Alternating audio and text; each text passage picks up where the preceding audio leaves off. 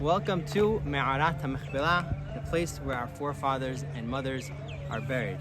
In Parashat Vayehi, Yaakov Avinu tells his children to bring him back from Mitzrayim to bury him here in the tomb of his fathers.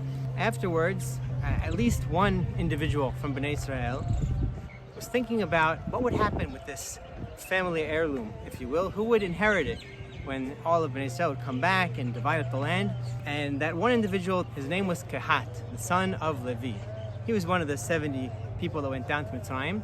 And why do I say that he thought about this? He had 4 sons, and one of them he gave the name Hebron, perhaps in the hope and prayer that eventually his descendants, when they came back to Eretz Canaan, they would be the ones to get the city of Hebron and Cave of Makhpelah. That is in Parashat Va'era. Now fast forward a few generations to the generation of the desert, and then we have the story of the 12 spies. One of those spies is Caleb ben Yefuneh from the tribe of Yehudah.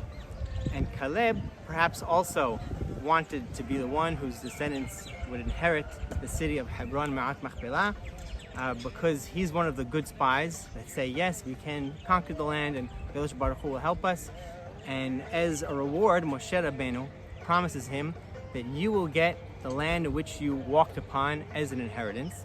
And when we see in Sefer Yehoshua, what Caleb asks for is exactly this, the city of Hebron. And Yehoshua gives it to him. And that is actually the first city that is given out before dividing the rest of the land. The first piece of land that's given to any particular person is Hebron, given to Caleb. And he goes and conquers the city, defeats the giants, the Anakim, that the Tanakh tells us live there. However, the story doesn't end there.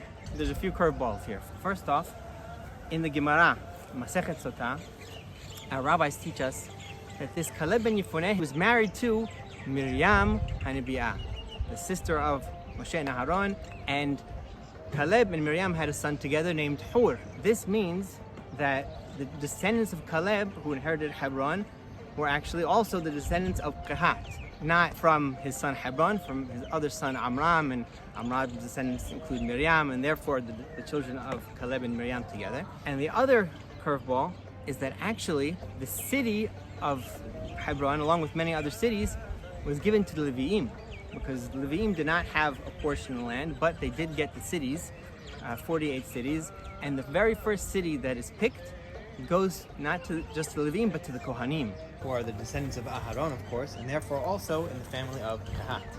And the first city that is picked is Hebron.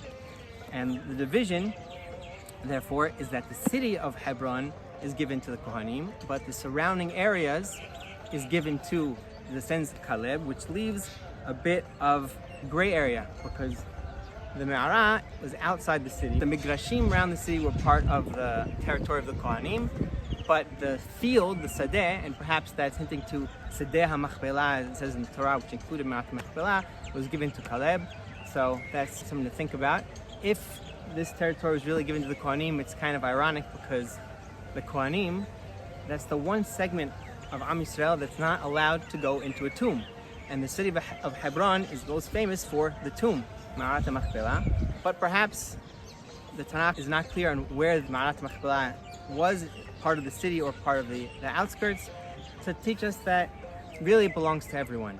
Not just the Kohanim, not just the Caleb. It is the Moreshet, the inheritance of all of Am Yisrael. Thanks so much for watching, and have a great day.